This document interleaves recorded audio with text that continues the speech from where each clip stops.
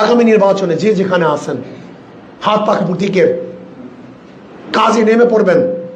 ইসলামের থেকে যে আসবে, যেখানে একটা সিট থাকবে, সবাই ঝাঁপিয়ে পড়ুন, ঝাঁপিয়ে পড়েন ইনশাআল্লাহ। আগামীতে খেলা জমে যাবে ইনশাআল্লাহ, বিশ্বাস করেন আপনারা। মানুষের মন মেজাজি ঘুরে গেছে, বিশ্বাস করেন, মানুষের মন মেজাজি ঘুরে গেছে। এরা পাটপাটদের কাছে ভোট দিবে না ইনশাআল্লাহ। নবীর যেই কাজ ওলামায়ে কেরামের একই কাজ।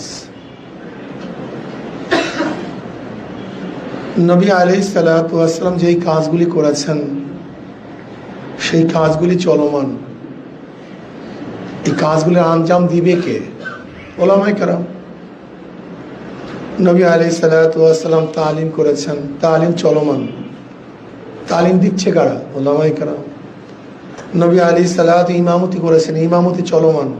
ইমাম কারা? ওলামায়ে কেরাম। নবী আলাইহিস সালাতু দাওয়াত দিয়েছেন, দাওয়াত চলমান। দাওয়াত দিচ্ছে কারা? ওলামায়ে কেরাম। নবী আলাইহিস সালাতু ওয়াস সালাম জিহাদ করেছেন, জিহাদ চলমান। নেতৃত্ব কারা দিবেন? ওলামায়ে কেরাম। নবী আলাইহিস সালাতু দেশের প্রধান ছিলেন, কিন্তু এখন আমরা দেশের প্রধান হতে পারি নাই, এটা হলো সমস্যা। নবী আলাইহিস সালাম দেশের প্রধান ছিলেন না নাকি ভাই? নাকি ভুল বললাম? আপনার মাথার মধ্যে একদিনও আসে নাই কেন আমি দেশের প্রধান হব? নবী আলাইহিস সালাতু দুনিয়াতে নাই, আবু বকর রাদিয়াল্লাহু তাআলা তার জানিসিন, তিনিও তো দেশের প্রধান ছিলেন। আবু বকর রাদিয়াল্লাহু দুনিয়াতে নাই, ওমর রাদিয়াল্লাহু, তিনিও তো দেশের প্রধান। ওসমান রাদিয়াল্লাহু তাআলা দেশের প্রধান, আলী রাদিয়াল্লাহু তাআলা দেশের প্রধান। অথচ আমাদের মাথার মধ্যেই নাই আমাদের দেশের প্রধান হতে হবে। এটাকে ইবাদতের মনে করি না, বুজুর্গই মনে করি না। আজীব। যদি কেউ দেশের প্রধান হতে চায় তাকে বুজুর্গই মনে করি না, মনে করি তো আল্লাহর ওলি না, আল্লাহর ওলি হতেই পারে না, ওই ক্ষমতাবান, ক্ষমতা চায়। অথচ আলাইকুম বিসুন্নতি ওয়া সুন্নাতিল খুলাফায়ে রাশিদিন আল মাহদিয়িন তামাসসাকু বিহি ওয়া আদু আলাইহা বিন নওয়াজিস। যারা সর্বশ্রেষ্ঠ, যাদের অনুকরণ করার জন্য বলা হয়েছে, প্রত্যেকেই দেশের প্রধান। তা দেশের প্রধান হওয়ার পর বুজুর্গ হওয়া যায় কি যায় না? ওলি হওয়া যায় কি যায় না? মুআল্লিম হওয়া যায় কি যায় না? তা আপনি এরকে বিচ্ছিন্ন করছেন কেন? আপনি কি আরেকটা জিনিস দেখছেন? বাংলাদেশে বর্তমানে যারা নেতৃত্ব দিচ্ছে, রাজনৈতিক যারা নেতৃত্ব দিচ্ছে, ভাই আপনি বসেন তো ক্যামেরাওয়ালা, ভাই আপনি ডিস্টার্ব করেন না তো ভাই, এত লাগে না, বসেন, কথা শোনেন তো, বসেন, একটু কথা শোনেন, আমার জেহেন ছুটে যায়। আপনি দেখেন তো বর্তমানে বাংলাদেশে যারা নেতৃত্ব দিচ্ছে, ইসলামী রাজনীতির নেতৃত্ব দিচ্ছে, প্রত্যেকই ছাত্র জমানা থেকে রাজনীতির সাথে সম্পৃক্ত। তা আপনি যদি ছাত্র জমানার থেকে রাজনীতির সম্পৃক্ত না থাকেন, আপনি নেতৃত্ব দিবেন কিভাবে? কিন্তু যারা নেতৃত্ব দিতে চায় না, দেয় না, ছাত্র জীবন থেকে একজনও রাজনীতির সাথে সম্পৃক্ত না। তাজরাবা করছেন, একজন খেয়াল করছেন? আমাদের ভালো ছাত্রগুলি রাজনীতি করতে চায় না। অথচ সবচেয়ে মেধাবী ছাত্রদের কাজ হলো এটা। আমার মতো গভর্নমেন্টের কাজ কিন্তু এটা না। সবচেয়ে মেধাবী, যাদের তুক্ষার মেধা, এই কাজটা তাদের। কেন? গোটা বিশ্বের সামনে রাজনীতি উপস্থাপন করতে হবে। গোটা বিশ্বের মেধার সামনে আপনাকে জয় হতে হবে। গোটা বিশ্বের মেধার সামনে আপনাকে সবার উপরে প্রাধান্য দিতে হবে। আপনার চিন্তা ভাবনা, আইন কানুন ইসলাম এই, পাশ্চাত্য এই, সোশ্যালিজম এই ইসলাম এই, ক্যাপিটালিজম এই ইসলাম এই, ডেমোক্রেসি এই ইসলাম এই, সেকুলারিজম এই ইসলাম এই, পাশ্চাত্য অর্থনীতি এই ইসলামের অর্থনীতি এই, পাশ্চাত্য আইন এই ইসলামের অর্থনীতি এই, ইসলামের আইন এই। এইটাকে তুলনামূলকভাবে উপস্থাপন করা যেমন তেমন মেধার প্রয়োজন। কোন তো কেমন মেধার প্রয়োজন বলেন তো? আমি এই মাত্র যে কথাগুলি বলছি, এগুলো আপনারা করবেন না, করবে কি? এই কাজটা তো সবচেয়ে মেধাবী লোকের। ধরেন আজকে বাংলাদেশের মধ্যে যারা বুদ্ধিজীবী আছে, তাদের সাথে যদি আপনি মোনাজারায় বসেন, তর্ক বিতর্ক বসেন, তখন সে তো বলবে যে পাশ্চাত্য ভালো, সেকুলার ভালো। কমিউনিজম ভালো, ক্যাপিটালিজম ভালো, কি বলবে কি বলবে না? সেখানে আপনাকে ইসলামের শ্রেষ্ঠত্ব তুলে ধরতে হবে না যে ইসলাম ভালো? তো এই শ্রেষ্ঠত্ব তুলার ধরার জন্য বলেন তো কি মেধার প্রয়োজন? ওরা আপনাকে হাজারো যুক্তি দিবে, যে যুক্তির কোনো শেষ নাই, সীমা নেই।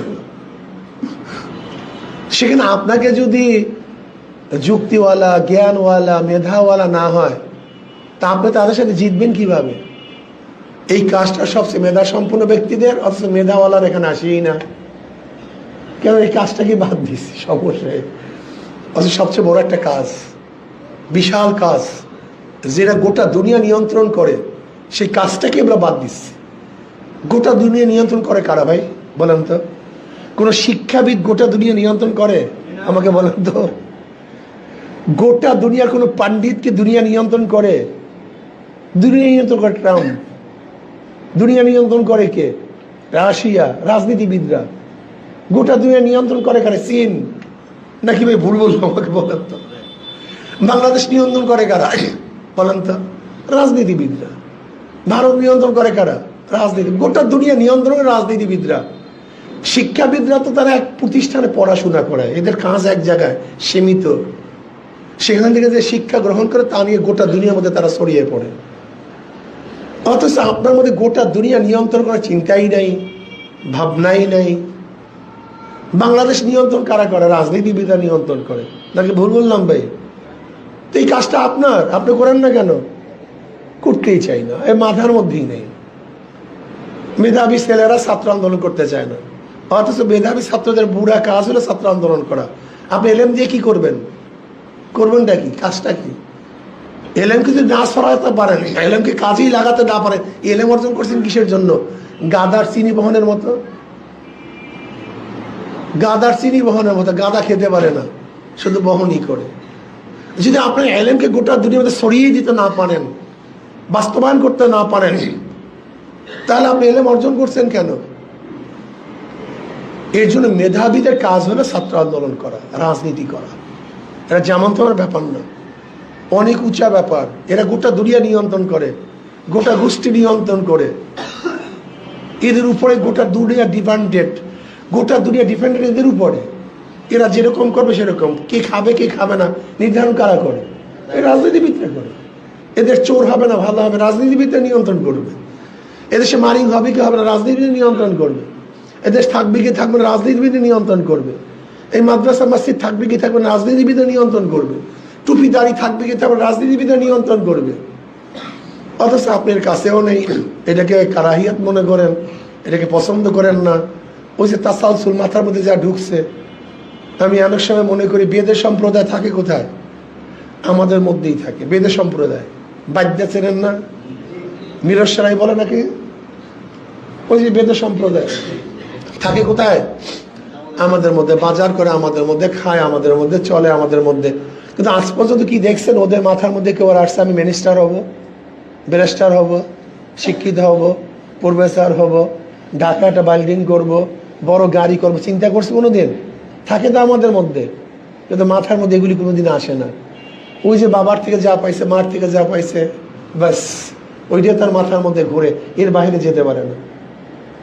ঠিক আমাদের ছাত্রদের মধ্যে, আমি সেদিন আলেমদের মধ্যে সেদিন গেলাম, আমাদের ওই কুতুবদিয়া, মহেশখালী কুতুবদিয়া, সমস্ত ওলামায়ে কেরাম আসছে। আমাদের জিয়াউল হক সাহেবের সমস্ত ওলামায়ে কেরাম এখন আলহামদুলিল্লাহ। তাই আমি বললাম, একটা সত্য কথা বলবেন, আপনাদের ওলামাদের মধ্যে একজনের কি নিয়াত আছে আমি প্রাইম মিনিস্টার হব, এরকম স্বপ্ন টপ্ন কেউ দেখছেন? মন্ত্রী হবে স্বপ্ন দেখছেন? দেশের প্রধান হবে স্বপ্ন দেখছেন? একজনও না। আমি কি তার নবী কি দেশের প্রধান ছিলেন না? তো এই সুন্নাতটা আপনি আদায় কেন করার জন্য চিন্তা করেন? এটা কোন তো আবু বকর রাদিয়াল্লাহু দেশের প্রধান ছিলেন না? তো এই সুন্নাতটা আদায় করার জন্য কেন চেষ্টা করেন না বলেন তো? তার মানে আপনাকে নিজেকে এত ছোট মনে করেন কেন? হ্যাঁ, আপনি তো দেশের প্রধান হওয়ার যোগ্য। কোন চোর বাটপার কি দেশের প্রধান হওয়ার যোগ্যতা রাখে? এর আপনারা দেশের প্রধান হবেন, এদের মধ্যে হারাম নেই। এরা আদর্শবান, নীতিবান, চরিত্রবান, নবীর ওয়ারিস। এরা যখন দেশের প্রধান হবে তখন দেশটা একটা জান্নাতের বাগিচা হয়ে যাবে। আপনার দেশের প্রধান না হয়ে যে চোর বাটপাটকে বারবার বানান। আপনি দেখছেন দুদকের বর্তমান দুদকের চেয়ারম্যান সাহেব কি বলছে? দুদকের চেয়ারম্যান সাহেব বলছে, আপনারা যদি চাঁদাবাজদেরকে দুর্নীতিবাজদেরকে ক্ষমতায় নেন তা দুর্নীতি বন্ধ হবে না। ওরা সব দুর্নীতিবাজ, সব চাঁদাবাজ, আপনারা সবাই দুর্নীতিমুক্ত, চাঁদামুক্ত।